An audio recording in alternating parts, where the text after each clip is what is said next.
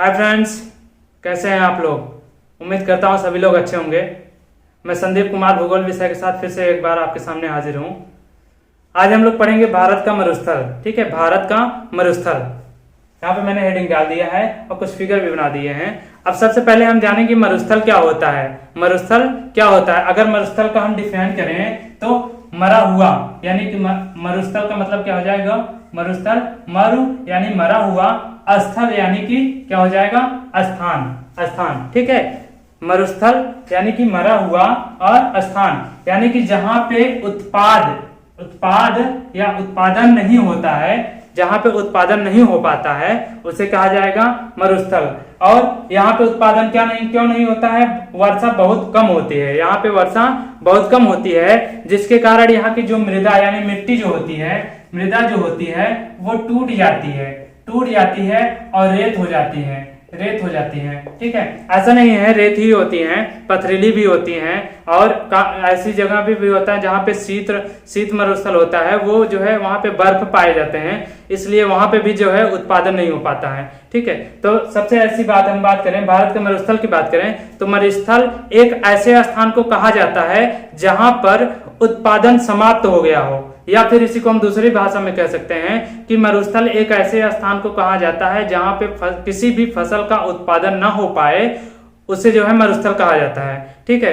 तो इसमें क्या होता है, मरुस्थल में वर्षा कम होने के कारण या वर्षा ना के बराबर होने के कारण इसमें वर्षा बहुत कम होती है। वर्षा बहुत कम होने के कारण यहाँ का जो मिट्टी होता है वह टूट के रेत हो जाता है, रेत में बिखर जाता है, और कुछ जगह पे यहाँ की जो मिट्टी होती है बहुत ज्यादा पथरीली हो जाती है, और कुछ जगहों पे यहाँ पे जो है बर्फ जम जाते हैं, इसीलिए यहाँ पे जो है किसी भी फसल का उत्पादन नहीं हो पाता है। यहाँ पे किसी भी प्रकार की चीज उत्पादन नहीं हो पाती है फसल में, तो क्या हो जाता है, यह मरुस्थल हो जाता है, भारत का मरुस्थल। और भारत के मरुस्थल दो होते हैं, एक उष्ण होता है जहाँ पे बहुत ज्यादा गर्मी पाई जाती है, और एक शीत होता है जो कि बहुत ज्यादा वहां पे ठंडी पाई जाती है, यानी बहुत ज्यादा बर्फ होता है वहां पे, जहां सबसे ज्यादा गर्मी होती है और सबसे ज्यादा ठंडी होती है। दो होते हैं, ठीक है। तो इसको आप स्क्रीनशॉट ले लीजिएगा, लिख लीजिएगा। इसको इस तरीके से बनाने से बेटर मतलब ये रहता है कि याद रहती हैं चीजें।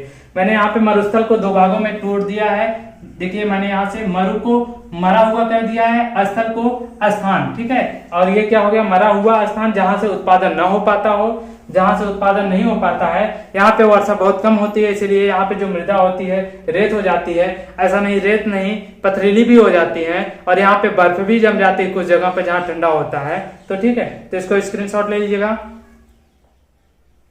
इरेज कर रहा हूं,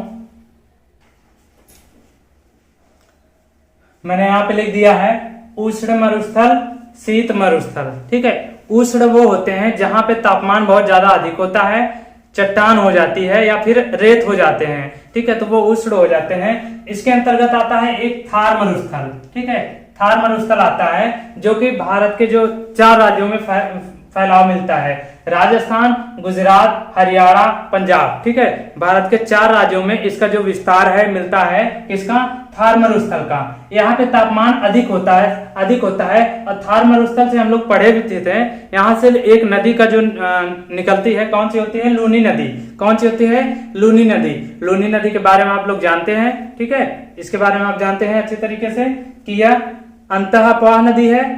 ठीक, अब ये हो गई, बस इसमें इतना याद रखना था। थार मरुस्थल का विस्तार 4 राज्यों में है। ठीक है, कौन कौन से, राजस्थान, गुजरात, हरियाणा, पंजाब, 4 राज्यों से मिलता है, और यहां से एक नदी निकलती है जो कि लूनी नदी हो जाती है। अब दूसरी जो होती है शीत मरुस्थल में, ये होता है लेह और लद्दाख। ठीक है, लेह है, लद्दाख है, ये लेह लद्दाख है। ठीक है, ये कहाँ है, जम्मू कश्मीर में। कहाँ है, जम्मू कश्मीर में, और इसका तापमान बहुत कम होता है, यानी कि यहाँ पे बर्फीली जगह होती है। तो यहाँ पे एक नदी निकलती है, सिंधु नदी। ठीक है, सिंधु नदी। तो यहाँ पे भारत के 2 जो मरुस्थल हैं, जो कि पहला हो गया थार मरुस्थल, दूसरा हो गया ये लेह और लद्दाख। ठीक है, यहाँ पे क्या होती है कि किसी भी फसल की पैदावार नहीं होती है। तो समझ गए होंगे आप लोग, यहाँ पे स्क्रीनशॉट ले लीजिएगा। इसमें 2 क्वेश्चन बनते हैं।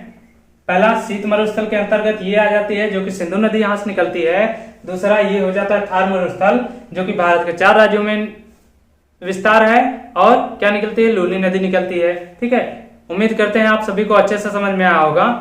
तो अगर आप लोगों को अच्छे समझ में आया है तो दोस्तों के साथ शेयर कीजिए और लाइक कीजिए, इस वीडियो को लाइक कीजिए। जितने भी वीडियोज हैं उसको देखिए, समझिए, जो चीजें ना समझ में आए उसको कमेंट कीजिए।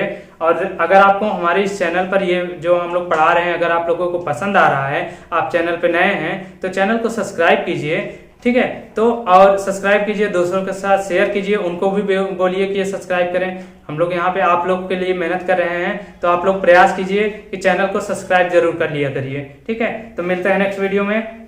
जय हिंद।